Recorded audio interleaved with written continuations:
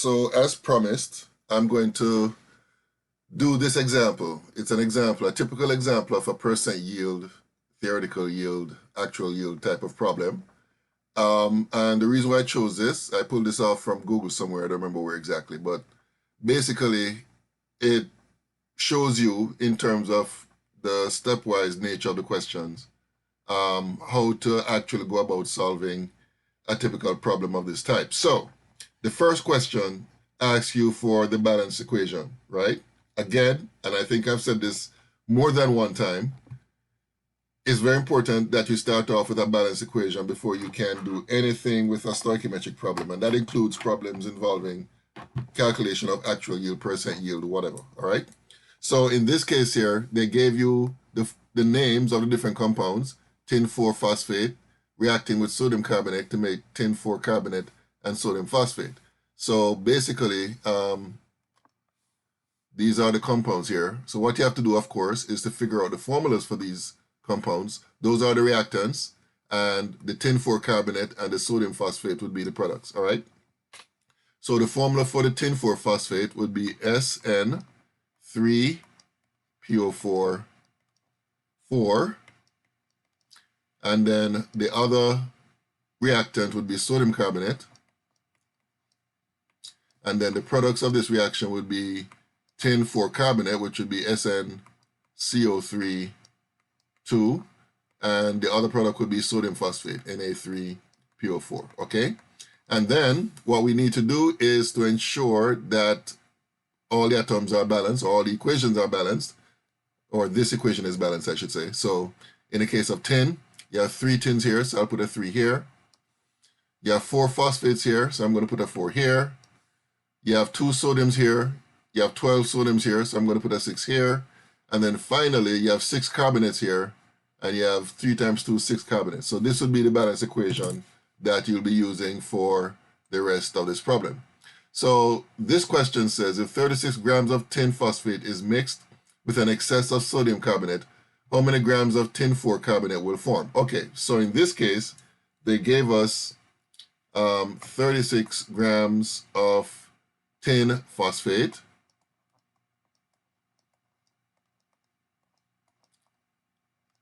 and you're asked to determine how many grams of tin carbonate will be formed. Now, an important fact that is mentioned in this question is the fact that the sodium carbonate is in excess. So excess of sodium carbonate is mentioned here. So what that tells us is that the tin phosphate in this particular question would be the limiting reactant. And therefore, it is the reactant that will determine how much product you expect to get. All right? So what we're going to do is start off with the 36 grams of the reactant, the limiting reactant. And what we need to do is convert that to moles.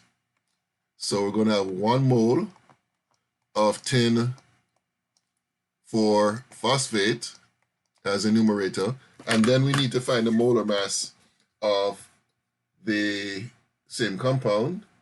So I'm going to find that out separately. I'm going to look up the compound itself. Okay, so it's tin 4 phosphate.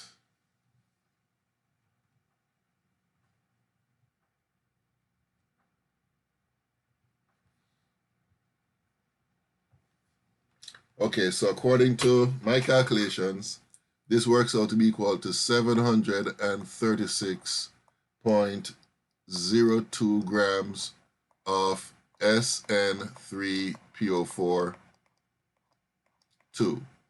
And then the next step is where we look at the mole ratio between the tin 4 phosphate and the tin 4 carbonate. And as you can see, based on the coefficients, it's a 3-to-1 ratio.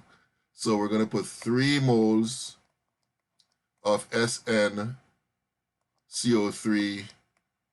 to above, and below we're going to put 1 mole of SN3PO4 2. All right, let me bring this down a bit. Okay, and then the last step in this series of conversion factor is where we convert. Oh, by the way, in terms of units canceling out, this will cancel out with this. The moles of tin 4 phosphate will cancel out with the moles of tin 4 phosphate here. So up to this point, we would have ended up with the moles of tin 4 carbonate. So the next step is basically multiplying the moles of tin 4 carbonate by the molar mass. So let me look up the molar mass of tin 4 carbonate.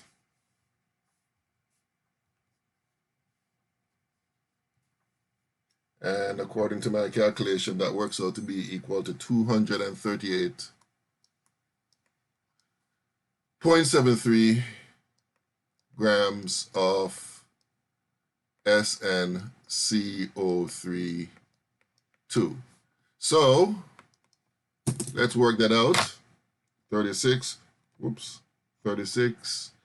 divided by 736.02 times 3 times 238.73. And according to my calculations, this works out to be equal to 35, let me put it here, 35 grams of tin 4 carbonate. All right. So that's basically how that is done. Of course, again, that is based on the fact that the tin 4 phosphate in this question is the limiting reactant. Now, in other cases, you may have to determine which reactant is limiting. And we already know to do that based on what we have covered in the previous videos. Okay. Now, because this is the calculated value of the amount of product, this is the theoretical yield. All right? And that's important because of the next question. The next question says, if 29.8 grams of tin 4 carbonate are actually formed when this reaction goes to completion, then what is the percent yield? Well, if you remember, by definition, the percent yield is equal to the actual yield divided by the theoretical yield times 100%. So we just put the numbers in. So for the actual yield, which is this right here, this is the actual yield, which is 29.8 grams, divided by the theoretical yield. Okay, oops. Which is 35 grams times 100%. So 29.8 divided by 35 equals that times 100. So according to my calculation, this works out to be equal to 85%. So that's basically how we calculate the actual yield or the percent yield based on the actual yield and the theoretical yield that we calculated in the previous question. Okay, let's look at this question right here. So this is kind of like separate. It's using the same equation, but basically some different numbers. It says if 7.3 grams of sodium carbonate are used in the reaction and the result is a 74.0% yield, how many grams of sodium phosphate will be formed? Okay, so in this particular case, they gave you the 7.3 grams of sodium carbonate, and basically you're to find out the mass in grams of sodium phosphate. All right. Now, this mass in grams that we're talking about here would be the theoretical yield, right? So, but the question says that the percent yield is 74.0%. So the question is asking, how many grams of sodium phosphate will be formed. So what this question is asking for is the actual yield. All right. So what we're going to do is start off with the 7.3 grams of sodium carbonate,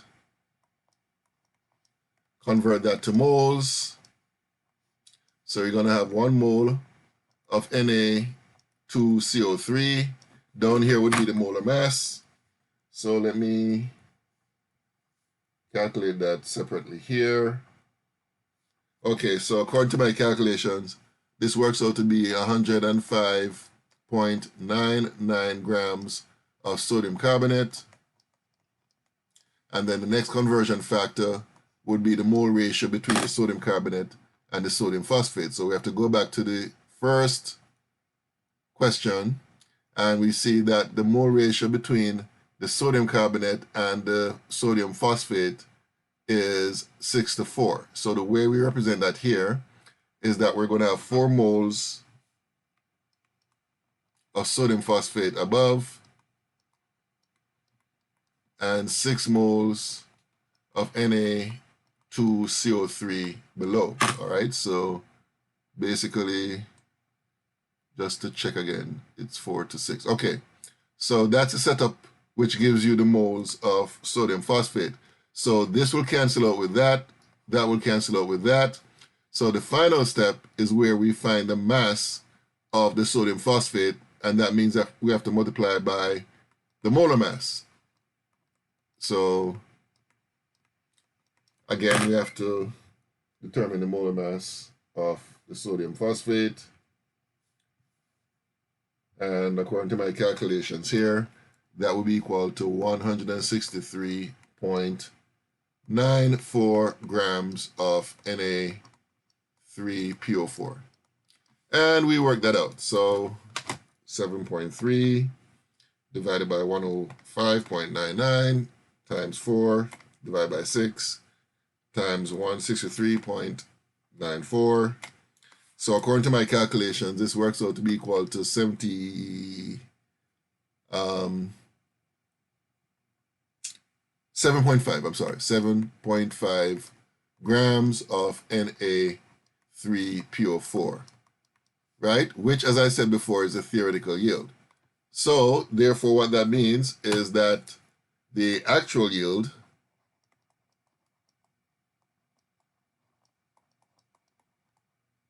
would be equal to the percent yield